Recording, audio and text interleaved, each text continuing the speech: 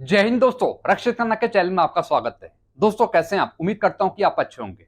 दोस्तों आज के इस वीडियो में मैं आपके लिए एक स्पेशल रिपोर्ट लेके आया हूं और ये रिपोर्ट है 8 सीपीसी के एक्सपेंडिचर की, 8 सीपीसी के फिटमेंट फैक्टर की और 8 सीपीसी में भारत सरकार कितना परसेंट आपकी पे पेंशन सैलरी बढ़ाएगी, उसकी ये रिपोर्ट है। ये रिपोर्ट दी गई है फाइनेंशियल एक्सप्रेस के द्वारा। जी हाँ दोस्तों, और फाइनेंशियल एक्सप्रेस एक मीडिया का अखबार है जो लगभग अनुमानित सही जानकारी देता है। इनकी जो जानकारियां रहती है, इंफॉर्मेशन रहती है, वो बिल्कुल सही रहती है, चाहे वो डीएडीआर से संबंधित हो या फिर वो 8 सीपीसी से संबंधित हो। इस बार दोस्तों इन्होंने बताया है the 8th pay commission government employees salary में rise by up to 34% says report, no fitment factor timeline. जी हाँ दोस्तों, इस बार इन्होंने बताया कि भारत सरकार 8 सीपीसी में आपकी पे पेंशन सैलरी में 34% तक वृद्धि कर सकती है।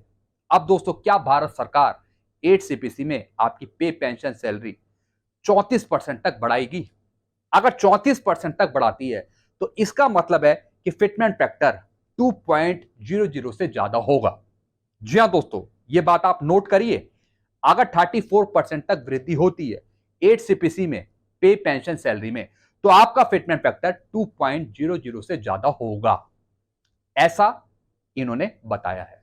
अब बात आती है कि एक्चुअल रिपोर्ट में भारत सरकार कितना परसेंट आपकी पे पेंशन सैलरी बढ़ाएगी और उसके आधार पे आपका कितना फिटमेंट फैक्टर होगा और कितने पेंशनर्स को एम्प्लॉय को फायदा मिलेगा 8 सीपीसी का, यह भी बताया गया है। तो दोस्तों पूरी रिपोर्ट में आपको समझाऊंगा, साथ ही साथ 8 सीपीसी का टोटल एक्सपेंडिचर कितना होगा, टोटल खर्चा कितना आएगा अगर हम पेंशनर्स की पेंशन बढ़ाएं 8 सीपीसी में या फिर कर्मचारियों की सैलरी बढ़ाएं। हालांकि दोस्तों टोटल एक्सपेंडिचर बनाया जाएगा पे कमीशन के द्वारा, क्योंकि पे कमीशन ही पूरी 8 सीपीसी की रिपोर्ट बनाएगा। पे कमीशन ही फिटमेंट फैक्टर तय करेगा, इसलिए पे कमीशन ही 8 सीपीसी का एक्सपेंडिचर बनाएगा। जी हां दोस्तों, अब दोस्तों 7 सीपीसी के मुकाबले 8 सीपीसी का एक्सपेंडिचर कितना होगा? एक्सपेंडिचर डिपेंड करेगा फिटमेंट फैक्टर पे और कितने पेंशनर्स को एम्प्लॉय को फायदा मिल रहा है, कितने टोटल पेंशनर्स हैं जिनको फायदा मिलेगा, कितने एम्प्लॉय हैं जिनको फायदा मिलेगा 8 सीपीसी में, उस पर डिपेंड करेगा एक्सपेंडिचर और फिटमेंट फैक्टर पे डिपेंड करेगा। अब दोस्तों सबसे पहले मैं आपको 7 सीपीसी की रिपोर्ट दिखाना चाहूंगा कि 7 सीपीसी में टोटल एक्सपेंडिचर कितना था जो पे कमीशन ने बनाया था जब 7 सीपीसी का पे कमीशन बैठा था। सबसे पहले दोस्तों मैं आपको 7 सीपीसी का एक्सपेंडिचर दिखाना चाहूंगा, फिर मैं आपको 8 सीपीसी की रिपोर्ट समझाऊंगा जो फाइनेंशियल एक्सप्रेस ने दी है। दोस्तों जब 7 सीपीसी का पे कमीशन बैठा था तो दोस्तों 7 सीपीसी का जो पे कमीशन था उन्होंने टोटल एक्सपेंडिचर बनाया था 7 सीपीसी का, भारत सरकार के सामने रखा था 1,02,100 करोड़ का। ये 7 सीपीसी का एक्सपेंडिचर मैं आपको बता रहा हूं, 7 सीपीसी का एक्सपेंडिचर। अब दोस्तों इस टोटल खर्चे में पे का अलग खर्चा था, भत्तों का अलाउंस का अलग खर्चा था और पेंशन का अलग खर्चा था। जी हां दोस्तों, ये टोटल एक्सपेंडिचर बताया है पे कमीशन ने 7 सीपीसी का जो भारत सरकार के सामने रखा था। अब इस टोटल एक्सपेंडिचर में से कितना भारत सरकार देना चाहेगी वो गवर्नमेंट पे डिपेंड करेगा। सेम यही चीज 8 सीपीसी पे अप्लाई होगी। जब 8 पे कमीशन बैठेगा तो वो टोटल एक्सपेंडिचर बनाएगा, पूरी रिपोर्ट बनाएगा 8 सीपीसी की और वो भारत सरकार को देगा, पीएम मोदी जी को, और फिर पीएम मोदी जी उसमें कोई काट छाट ऑल्टरेशन अगर कर सकते हैं तो वो करेंगे, नहीं तो इसी टोटल खर्चों को वो अप्रूव कर देंगे। अब दोस्तों यहां पे देखिए 7 सीपीसी का टोटल खर्चा था, एक्सपेंडिचर था 1,02,100 करोड़। अब दोस्तों 8 सीपीसी में ये बढ़ जाएगा क्योंकि हर एक साल लायबिलिटी बढ़ रही है पेंशनर्स की और कर्मचारियों की। कर्मचारी भी हर एक साल बढ़ रहे हैं, पेंशनर्स भी हर एक साल बढ़ रहे हैं, तो जो लायबिलिटी है वो ऑटोमेटिकली इंक्रीज हो रही है हर एक साल। तो इस वजह से जितना 7 सीपीसी का एक्सपेंडिचर था उससे ज्यादा एक्सपेंडिचर आएगा 8 सीपीसी में। ये बात आपको समझ में आ गई होगी। अब दोस्तों यहां पे देखिए 7 सीपीसी में क्या था, ब्रेक डाउन था। ब्रेक डाउन कैसे था? पे के लिए था 39,100 करोड़, भत्तों के लिए था, अलाउंस के लिए था 29,300 करोड़, पेंशन के लिए था 33,700 करोड़, ये अलग अलग डिवाइड हो गया था 7 CPC में। अब दोस्तों यहां पे देखिए, इसका इंपैक्ट जीडीपी पर भी पड़ता है, जीडीपी पर भी इसका इंपैक्ट पड़ता है। जो आपकी पे, सैलरी या फिर पेंशन बढ़ेगी, अलाउंस बढ़ेगा। अब दोस्तों गवर्नमेंट ने कितना बढ़ाया, भैया पे कमीशन ने आपको बता दिया कि ये चीज है टोटल, लेकिन अब गवर्नमेंट क्या अप्रूव करती है वो भी देखने वाली बात होगी। 7 CPC में गवर्नमेंट ने पे, पेंशन, सैलरी बढ़ाई थी 14.3%, जिस वजह से आपको 2.57 फिटमेंट फैक्टर मिला था। 2.57 यानी मिनिमम पे आपकी होगी थी 18,000 रुपए, 18,000। तो गवर्नमेंट ने इंक्रीज दिया था 14.3। अब दोस्तों जो फाइनेंशियल एक्सप्रेस है वो बता रहे हैं कि गवर्नमेंट 34% तक इंक्रीज कर सकती है, 34% तक। सब कुछ फिटमेंट फैक्टर पे डिपेंड है। अगर फिटमेंट फैक्टर ज्यादा दिया जाता है तो ऑटोमेटिकली आपकी पेंशन सैलरी ज्यादा बढ़ेगी, और उस हिसाब से जो एक्सपेंडिचर है वो भी बढ़ेगा, वो भी बढ़ेगा। और फिर देखी जाएगी स्ट्रेंथ कि कितने पेंशनर्स को, कर्मचारियों को फायदा मिलेगा 8 CPC का। अब दोस्तों यहां पे देखिए, इन्होंने बताया 8वां वेतन आयोग, सरकारी कर्मचारियों का वेतन 34% तक बढ़ सकता है। रिपोर्ट, फिटमेंट फैक्टर और समय सीमा। जी हां दोस्तों, फिटमेंट फैक्टर के बारे में भी इन्होंने बताया, समय सीमा के बारे में भी बताया कि कब तक 8 CPC आपको मिल पाएगा। सारी जानकारी समझाने से पहले एक छोटी सी अपील मैं आपसे करूंगा, और अपील है चैनल सब्सक्राइब की। जी हां दोस्तों, अगर आप पहली बार मेरा चैनल देख रहे हैं या फिर ये वीडियो देख रहे हैं तो दोस्तों चैनल को सब्सक्राइब करना मत भूलेगा, चैनल को सब्सक्राइब करना मत भूलेगा, क्योंकि सही जानकारियां, बिल्कुल एक्यूरेट जानकारियां आपको इसी चैनल के माध्यम से दी जाती हैं। सबसे पहले दोस्तों मैं आपसे एक रिक्वेस्ट करूंगा कि अगर आप मेरा वीडियो देख रहे हैं या फिर चैनल देख रहे हैं तो चैनल को तो आप सब्सक्राइब कर लीजिए, और वीडियो को आप अपने ग्रुप में शेयर कर दीजिएगा। जिस तरीके से आपको जानकारियां मिल पा रही हैं, ठीक इसी तरीके से आपके फ्रेंड्स को, दोस्त को जानकारियां मिल पाए। तो चैनल का नाम आपको पता ही है, क्या नाम है, रक्षित खन्ना। और देखने में आया कि सिर्फ 34% ऐसे पेंशनर्स हैं जो सिर्फ वीडियो देख रहे हैं, लेकिन अभी तक उन्होंने चैनल को सब्सक्राइब नहीं किया। तो जानकारी को तुरंत पाते रहने के लिए आप चैनल से जुड़िए, चैनल को सब्सक्राइब करिए। चलते हैं दोस्तों, अब जानकारियों में आगे बढ़ते हैं। जैसे मैंने आपको बताया, फाइनेंशियल एक्सप्रेस ने कहा है कि भारत सरकार 8 CPC में 34% तक आपकी पे, पेंशन, सैलरी बढ़ा सकती है। एक चीज मैं आपको बताऊंगा, अगर 34% तक आपकी पे, पेंशन, सैलरी बढ़ती है 8 CPC में, तो फिटमेंट फैक्टर आपका होगा 2.00 से ज्यादा, अबव 2.00 होगा, 2.00 से ज्यादा। अब इन्होंने क्या बताया ये हम समझते हैं। एम्बिट कैपिटल का कहना है कि 8वें वेतन आयोग से 1.12 करोड़ से ज्यादा केंद्रीय कर्मचारियों और पेंशन भोगियों के वेतन और पेंशन में 30 से 34% की भारी बढ़ोतरी हो सकती है। जी हां दोस्तों, यानी ये बात कर रहे हैं टोटल कर्मचारियों की और पेंशनर्स की, लगभग 1 करोड़ से ज्यादा। इन्होंने बताया कि 30 से 34% की भारी बढ़ोतरी हो सकती है, 30 से 34% की 8 CPC में।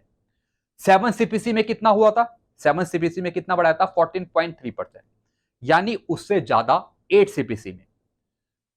फिटमेंट फैक्टर 1.83 से 2.46 तक हो सकता है। जी हां दोस्तों, अगर 30 से 34% की बढ़ोतरी होती है, 30 से 34% की, तो फिटमेंट फैक्टर 1.86 से या फिर 1.83 से 2.46 के बीच में हो सकता है।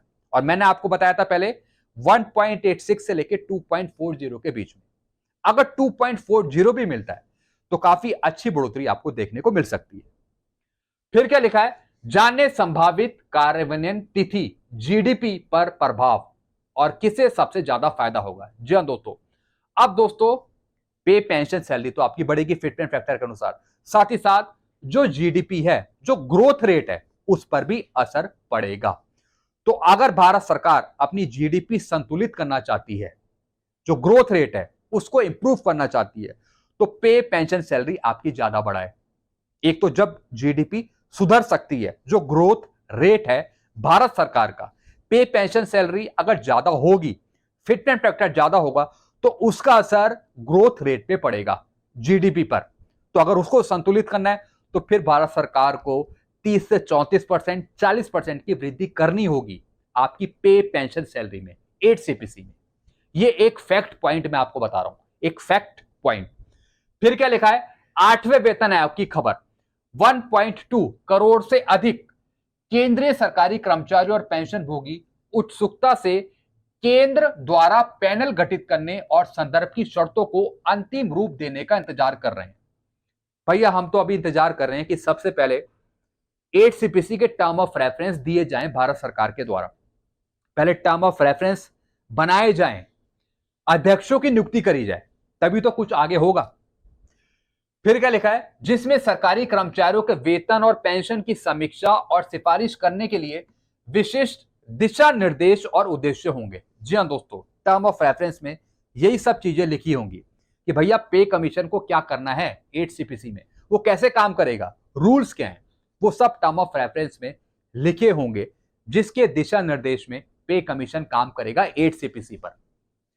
फिर दोस्तों आगे क्या लिखा है, पहले उम्मीद थी कि अगला वेतन आयोग 1 जनवरी 2026 से अपना कार्यकाल शुरू करेगा, लेकिन अब यह असंभव लगता है। जी हां दोस्तों, जिस तरीके से भारत सरकार ने टर्म ऑफ रेफरेंस नहीं दी है और ना ही अभी तक अध्यक्षों की नियुक्ति करी है, तो इससे साफ पता लगता है कि सही टाइम पर हमें 8 सीपीसी नहीं मिल पाएगा।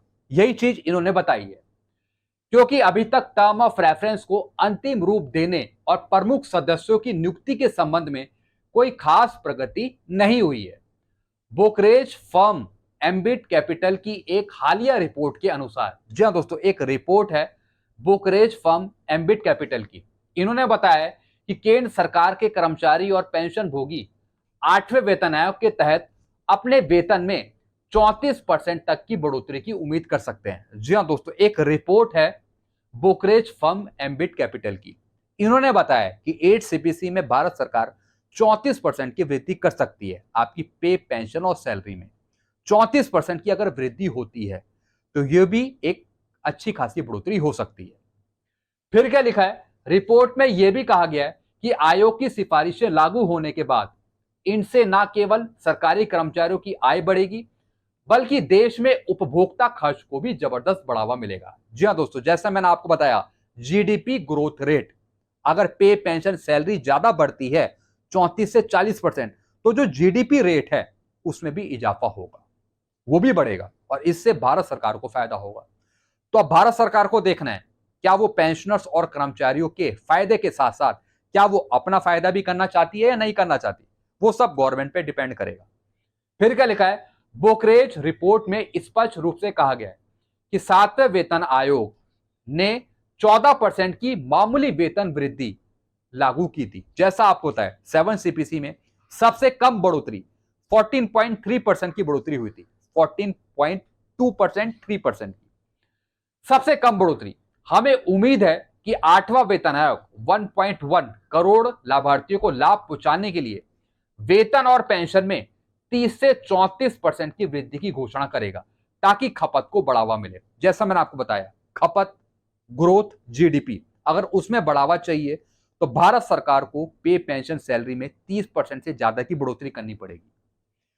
फिर क्या लिखा है, 8वां वेतन आयोग के अंतर्गत फिटमेंट फैक्टर क्या होगा। जी हां दोस्तों, सब कुछ फिटमेंट फैक्टर पे डिपेंड करेगा। जितना ज्यादा फिटमेंट फैक्टर बढ़ावा मिलेगा उस हिसाब से जीडीपी भी बढ़ेगी और आपकी पे, पेंशन, सैलरी भी बढ़ेगी। जीडीपी जो बढ़ेगी उससे भारत सरकार को फायदा होगा, और अगर आपकी पे, पेंशन, सैलरी बढ़ेगी तो इससे आपको फायदा होगा। दोनों तरफ से यहां पे फायदा होगा, गवर्नमेंट को भी और पेंशनर सरकारी कर्मचारियों की। लेकिन सब कुछ गवर्नमेंट पे डिपेंड है कि वो कितना बढ़ाना चाहती है। एम्बिट कैपिटल की रिपोर्ट में कहा गया है कि 8वें वेतन आयोग में फिटमेंट फैक्टर 1.83 से लेकर 2.46 के बीच में हो सकता है। ये बता रहे हैं 1.83 से 2.46 के बीच में, और मैंने आपको पहले बताया था 1.86 से 2.40 के बीच में। यानी कर्मचारियों के मौजूदा मूल वेतन में इसी गुणक से बढ़ोतरी करके नई सैलरी तय की जाएगी। यानी जो भी आपकी बेसिक पेंशन होगी 31/12/2025 तक, उसे मल्टीप्लाई किया जाएगा एक नए फिटमेंट फैक्टर से।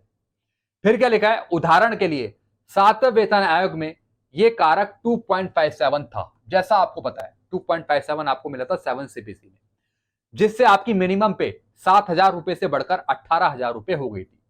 यानी 7,000 का कर दिया था 2.57, इस तरीके से मल्टीप्लाई कर दिया था फिटमेंट फैक्टर से मिनिमम पे को।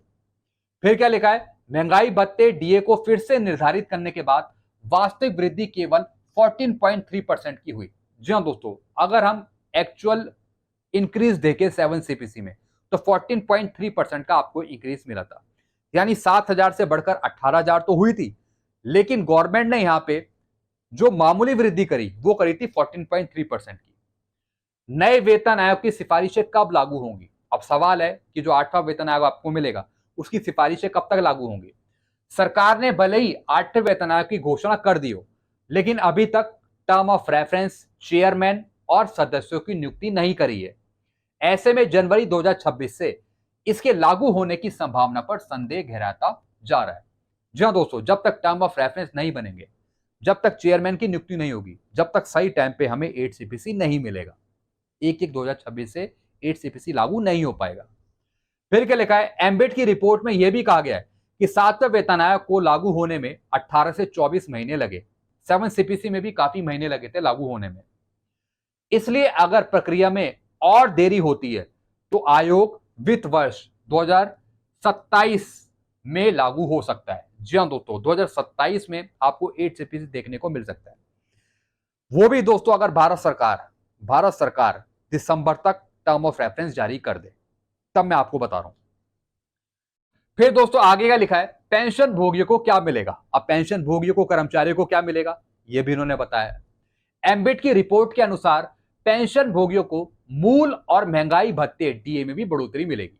हालांकि 1/1/2026 से 0% आपका डीएडीआर होगा, लेकिन जो आगे डीएडीआर आपका बढ़ेगा, यानी कि जुलाई 2026 से उसका फायदा आपको मिल जाएगा। लेकिन दोस्तों ये तब होगा जब 8 सीपीसी लागू होगा।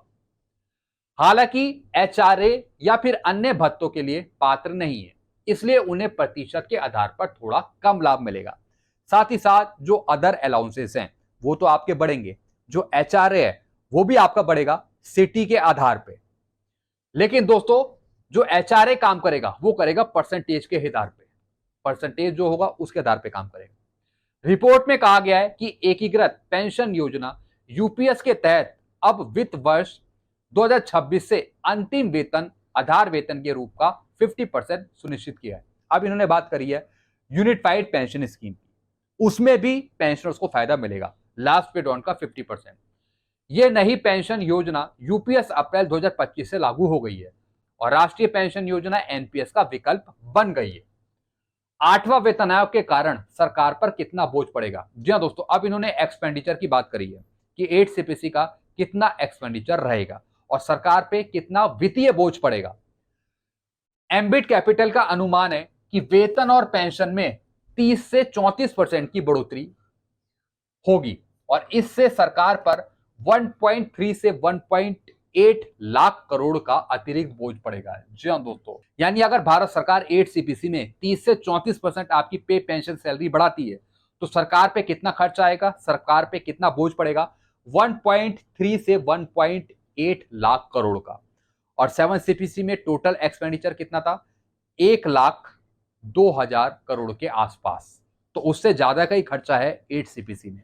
इन्होंने बताया 1.3 से 1.8 लाख करोड़, लेकिन फिर भी खर्चा 1 लाख करोड़ से ज्यादा का ही आएगा 8 सीपीसी में।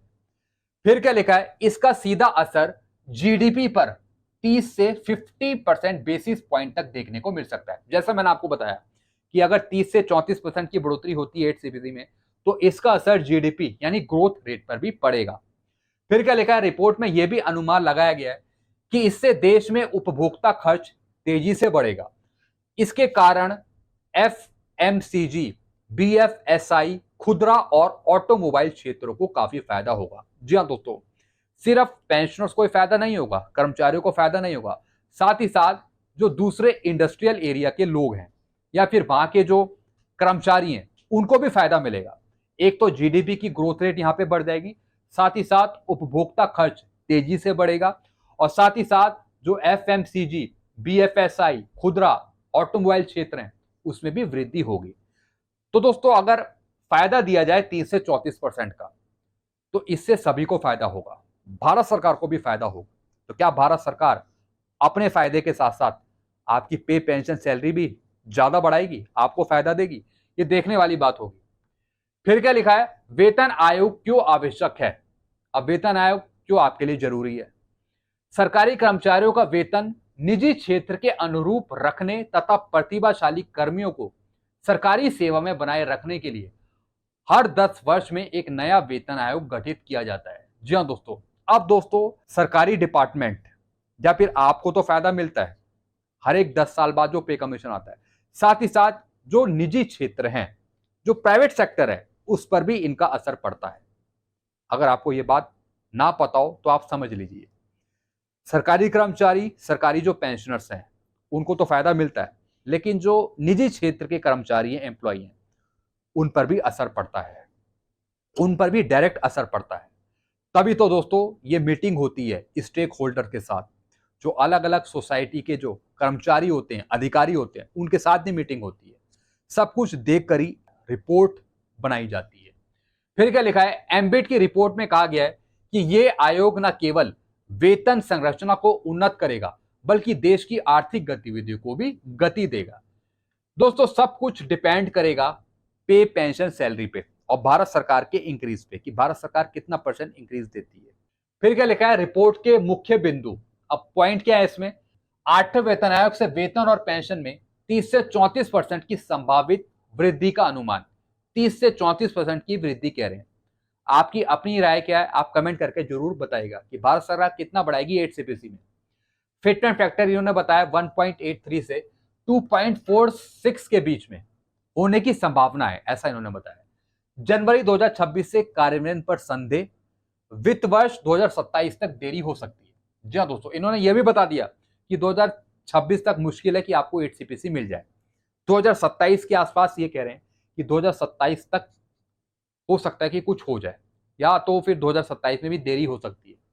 सब कुछ भारत सरकार के काम पर डिपेंड करेगा कि वो क्या काम कर रही है और कितने को फायदा मिलेगा। जिसमें कर्मचारी और पेंशन भोगी हैं 1.12 करोड़, जिसमें कर्मचारी और पेंशनर्स हैं। सरकार पर जो खर्चा पड़ेगा, इसका वित्तीय बोझ पड़ेगा, वो पड़ेगा 1.3 से 1.8 लाख करोड़। यानी आप मान के चलिए 1 लाख करोड़ से ज्यादा, 1,03,000 करोड़ या फिर 1,08,000 करोड़। फिर क्या लिखा है, अब सबकी निगाहें केंद्र सरकार की अगली आधिकारिक घोषणा और आयोग की रूपरेखा पर टिकी हैं। अगर प्रक्रिया में तेजी आई तो 1 करोड़ से ज्यादा कर्मचारी और पेंशन भोगियों को जल्दी संशोधित वेतन और पेंशन के रूप में बड़ी राहत मिल सकती है। जैसा मैंने आपको बताया, सब कुछ गवर्नमेंट के काम पर डिपेंड है। अगर वो तेजी से काम करेगी तो फिर जल्दी हमें मिल पाएगा 8 सीपीसी। अगर वो बहुत ही धीरे तरीके से चलती है तो फिर हमें काफी लेट देखने को मिलेगा 8 सीपीसी। सब कुछ गवर्नमेंट के काम पर है। तो दोस्तों ये रिपोर्ट थी पूरी, ये रिपोर्ट थी 8 सीपीसी की, जिसमें एक्सपेंडिचर के बारे में बताया, कितना परसेंट आपकी पे, पेंशन, सैलरी बढ़ सकती है उसके बारे में बताया, सब कुछ बताया है कि कितने पेंशनर्स को, कर्मचारियों को इसका फायदा मिलेगा। 1 करोड़ से ज्यादा कर्मचारी और पेंशनर्स हैं। साथ ही साथ खर्चा कितना है इसका, 1 लाख करोड़ से ज्यादा का। 8 सीपीसी का टोटल खर्चा 1 लाख करोड़ से ज्यादा। और दोस्तों ये 1,08,000 करोड़ के आसपास भी जा सकता है। फिटमेंट फैक्टर इन्होंने बताया 1.83 से 2.46 के बीच में, ऐसा इन्होंने बताया है। और साथ ही साथ कब तक लागू हो सकता है, इन्होंने बताया कि 2027 के आसपास, 2027-28 के आसपास। और वो भी तब अगर भारत सरकार सही टाइम पे सारी चीजें पूरी करे, तेजी से काम करे, तब 2027 में ये हमें देखने को मिल सकता है। नहीं तो 2027 में भी देरी हो सकती है, ऐसा इन्होंने बताया। साथ ही साथ दोस्तों इन्होंने जीडीपी की भी बात करी है। जो ग्रोथ रेट है वो भी डिपेंड करेगा पे, पेंशन, सैलरी के इंक्रीज पर। कि अगर भारत सरकार ज्यादा वृद्धि करती है 30 से 34% की, तो इसका असर आर्थिक गतिविधियों पर भी पड़ेगा, साथ ही साथ ग्रोथ रेट पर भी पड़ेगा। और जो निजी क्षेत्र हैं, जो प्राइवेट है, उस पर भी इसका असर पड़ेगा। यानी सब कुछ मिला के दोस्तों सब पर ही इसका असर पड़ेगा अगर अच्छा इंक्रीज हमें देखने को मिल जाता है 8 सीपीसी। तो दोस्तों ये सब चीजें मैंने आपको समझाई हैं, ये सब अनुमानित जानकारियां हैं, लाइकली हैं, टेंटेटिवली हैं कि ऐसा हो पाएगा। बाकी देखेंगे गवर्नमेंट क्या करती है। बाकी आपके अपने विचार क्या हैं, आप क्या समझते हैं, एक बार कमेंट करके जरूर बताइएगा। ऐसी जानकारियां अक्सर आपको मिलती रहती है इस चैनल के माध्यम से। वीडियो आपको पसंद आता तो वीडियो को आप शेयर कर सकते हैं, लाइक कर सकते हैं, और चैनल को सब्सक्राइब करना मत भूलेगा। चैनल का नाम आपको पता ही है, Rakshit Khanna. Thank you so much.